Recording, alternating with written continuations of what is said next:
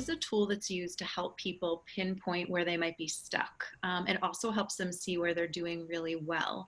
Um, for instance, a lot of times people will talk to me and they'll want support just in making healthier meals. But when we go through this process, we end up setting goals about reducing stress or increasing strategies for relaxation. Because sometimes, no matter how much knowledge we have of healthful and nutritious foods, when we stop and reflect on our holistic wellness, we can identify that it's really another area of our life that's making it more difficult to make those nourishing choices.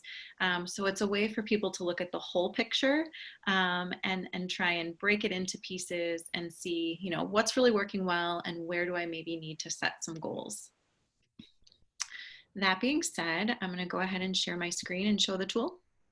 That'd be great. Thank you. Yeah. All right, so first I'm going to show you a version of this that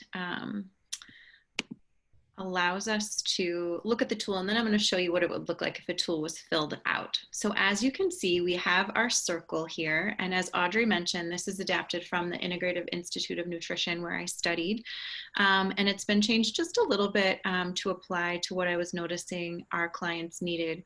But you can see that we have things like relationships, social life, joy, spirituality.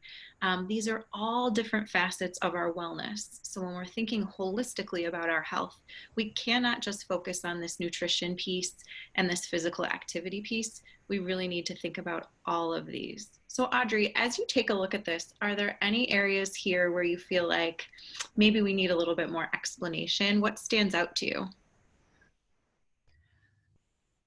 I see that they're all equal in size, and my first thought is that really what we should be aiming for?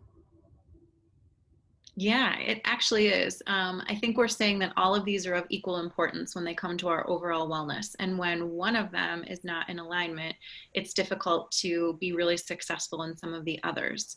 Um, so I think if I'm looking here at like home environment, we can think of this as, is there stress in our home environment? Are there, and then that might interfere or overlap, I should say, with relationships, right? So if I'm thinking about, is my home in order? Am I able to find things? Additionally, are the people in my home, are the relationships functioning at a high level? Like these two might impact each other. So if I was going to give myself a little bit of a lower score on one of these, how might that impact how I think about the other one? And it's a really simple tool to use because basically when I'm meeting with a client, we have a physical copy of this and we place a dot in each slice. If you are doing really great in an area, you place your dot towards the outside of that piece of the pie. If it's an area where you really need to make improvements, you put it towards the center. So for each of these slices, you're going through and you're self-assessing, am I maximizing the potential in that area? Am I experiencing joy on a day-to-day basis? Do I feel like I have some sort of sense of spirituality? Do I have things in place to relax? Are my finances in order? Am I experiencing a lot of stress or looking for a career change, or is work going really well? How am I sleeping? Am I getting 7 to 8 hours of uninterrupted sleep at night? So I'd be out here, or am I waking up several times, only sleeping 3 or 4 hours? Do I have insomnia, right? So we're going through each of these and thinking about where we fall on that spectrum of, I've really got this covered right now in my life, or I'm still really working on it.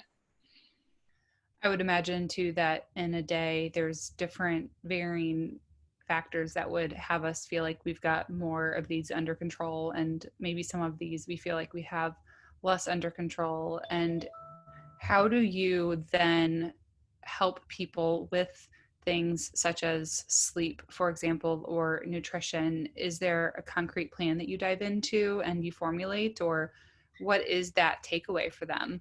Sure. So after we look at this tool, and I'm going to switch to look at one that's been sort of marked up, and this is just a demo, but so we will look at this tool together.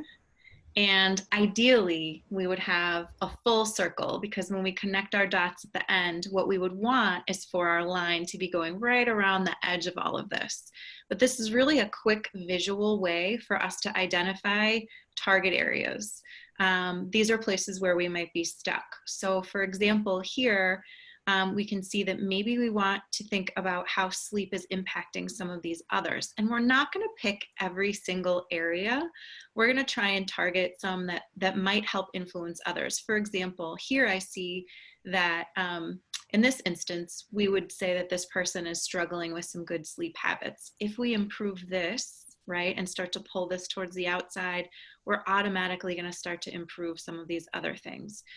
So I certainly always will recommend if we can improve sleep. I think that's the cornerstone for good health. So we'll talk about this in our session, but talking about good sleep hygiene, looking at, asking questions to get to understand if people are setting themselves up with a good routine at night, falling asleep, if there's something specific that's interfering with their ability to sleep through the night, if they're, maybe relaxation is rated low for them also, and it's the only time they have to themselves, so they're staying up really late to watch movies because that's the only place in their day for relaxation, so they're getting to bed too late. So we're able to walk through this together, and through asking some targeted questions, I help people set goals to sort of balance these out.